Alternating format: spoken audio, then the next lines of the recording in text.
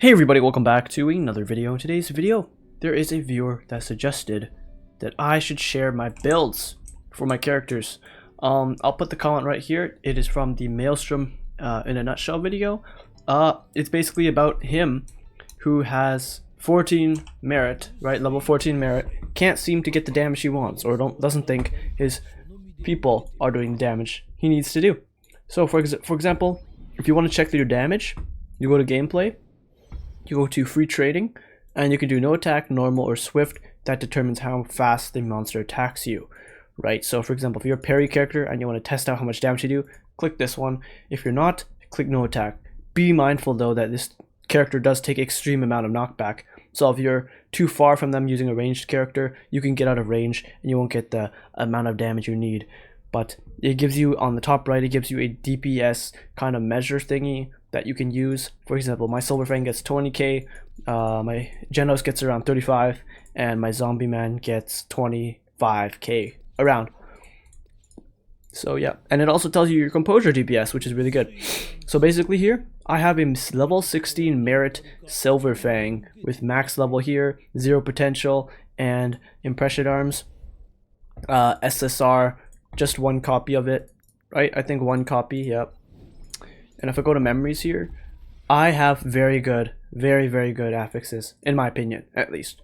I got Impassion max, Resolute maxed, Tiger's Might 1, Resolute Rage 3, River Trail 3. So this is going to give my character 10,000 attack. Now, of course, these are all obsolete now since the level 16 has came out. But when they were level 15, they were very solid. But he doesn't do quite as much damage as I like to see. He does around 25 to 16% of my team's of my team's entire damage. Maybe his AI isn't that good, but when I use him as my main, he does around 40%. So I think the AI is just playing him wrong.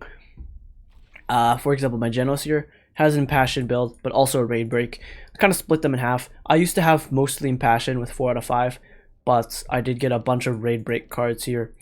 Now the thing is the reason I ran Impassion with this is mainly because of the fact that I didn't have any Raid Break penetrating eye cards with overpower attack, and that's just really hard to get.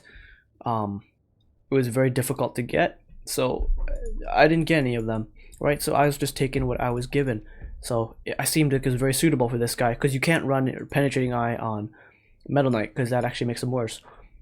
Now for Zombie Man, Raid Break, Impassion, so mostly Impassion here. I actually have 4 out of 3 Mind Reader, which is kind of weird, but yeah, I got some Impassion. He does have quite a high attack stat. If you take a look here, some pretty high attack stats overall, and I could buff these two because these two don't do much damage. But yeah, I have a crit build on him. I could transfer to Raid Break once I get Impassion out of the way, but as you can see here, these are my 2 biggest damage dealers. And I main Zombie Man. I play Genos on the side. Sometimes I play him.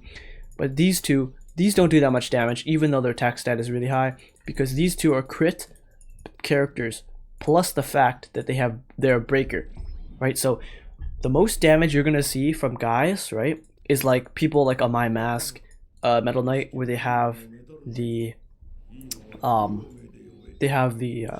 ultimate. No, here we go. Sorry, here. Crisis Deterioration, 70% more damage from negative crits, right? So that actually makes your negative crit do 155% damage than your base stat, which is actually very good. It's kind of like a crit, except it actually does a very good job. And you can basically run Resolute Rage, you can run Resolute Attack, and you can also run Resolute Defense as well if you really wanted to. So that really does help. Yeah, and he has Crisis Deterioration too. It's very good. It's a very strong ability, especially considering My Mask only has... Oh, never mind. He has 75 crit damage as well, but he is very strong on AI and on manual player. Kind of like a Metal Knight strong on AI, but Metal Knight's not that good on player. So yeah, you basically just want to max out your characters merit-wise, and then also your memories, and then you're going to get to your impression arms. So of course your R ability is not going to be as strong as your SSR ability, right, if you're running an SSR. So I actually have quite a bit of SSR abilities here. Okay, we don't talk about that, but we have this guy, right? I chose this SSR ability for one of the things in the battle pass, but for example, if I'm running an SR ability here, I only have 1,002. I only have 12,000 PL, right? But if I put this up here, I almost at 14,000. So it is a huge difference here. So these SSR cards can make the difference in your PL rating, your power level. But sometimes they're necessary, sometimes they're not. Like Genos one's pretty good. You can run a second composure reduction because this guy, all he does is knock uses pursuit skill instantly in a battle, basically, so you can get a composure break really quickly. I have this at level 3 for no apparent reason. I've got 2 duplicates of this guy, and then that's basically impression arms. They're abilities that can benefit your team immensely. For example, Saitama's one's really good. I've been trying to get this guy on my team, but he is just... His affixes are very, very strong, actually, but 8.6 attack and merit 13 only, right? Which is not that good. It's very poor. So, yeah, Saitama is not the strongest character here, so that's why I don't have him on my team, and he's bad on AI. So, if I go to Impression Arms, this guy basically gives encouragement to all allies. So all of your team will do 40% more damage and increasing morale attack stats by 100%. So I think you can do 140% if you have a full morale team. So Prisoner Sonic, Puri Puri, Stinger, or Genos or whatever, it's gonna stack this up so bad, and you're gonna do a ton of damage. Very, very good for mono teams. And you get 3 charges, which is very, very nice. So yeah. And then again, if you get all the way maxed, you get this, which of course you won't, because you need a lot of money for that.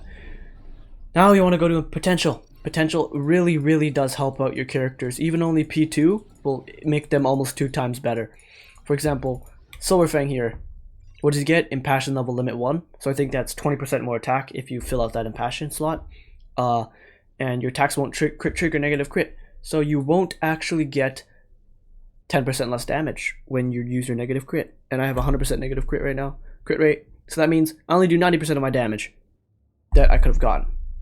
So, what this means is if I get to the PL2, or potential 2, I get 20% more damage, plus I don't get 10% less damage. So that's basically plus 30% attack to what I already have, which would do a lot more damage, right? And it'd actually be really, really good on my team. That's why Genos is good. This guy, Ray Break level limit 3, and Burst Impact is available at the start of the battle. So this really does help. And then like a Zombie Man, you get level limit plus 3, and you get your Life Break state, which is like when you're under half HP, you get your skills increased by 100%. So that means 2 times recharge on your skills, so you can spam them. If you're like low HP, you can spam your attacks, which is really, really good. So yeah, basically, I just want to talk about this. All I'm trying to say is build up your characters first, get your merit, get your memories and wills, get your affixes in. Then you want to check your stats. You want to see if they're all good, because if you're running like Impassion here and Resolute Attack, and your card doesn't actually give you good damage or anything, then you shouldn't run that. You should just run what the substats are, or in the main stat, because you know attack is what matters when you're running an Impassion or Resolute character, right? So you just want your attack as high as you can. But for crit rate, it can be a little different. You want your attack to still be kind of high up there, but crit rate and penetrating eye and your crit damage is definitely going to matter the most. Put that in your number 1 priority. And then you want to check your stats, right? Like I said, check your stats. If they look weird, then that's not good, right? That's not good, and you got to change something up with that. Then, Impression Arms. Pull for Impression Arms. See if you can get them. That will affect your PL immensely, actually. Like, take for example Genos. That's by a decent amount, by like 500. Zombie Man, quite a bit as well, 300. And of course they do help you in the battle as well. Then potential. You need your potential for your character to actually be good. That is what I don't like about this game. Like a PL2 will set the difference between a PL0 or a potential 0 by far, right? So that's just what I want to let you guys know. I just want to share with you guys. I might talk about actually building characters in a different video, but that's just overall what you are looking to have in a character. Anyways, I hope this answered your question. See you guys in the next video.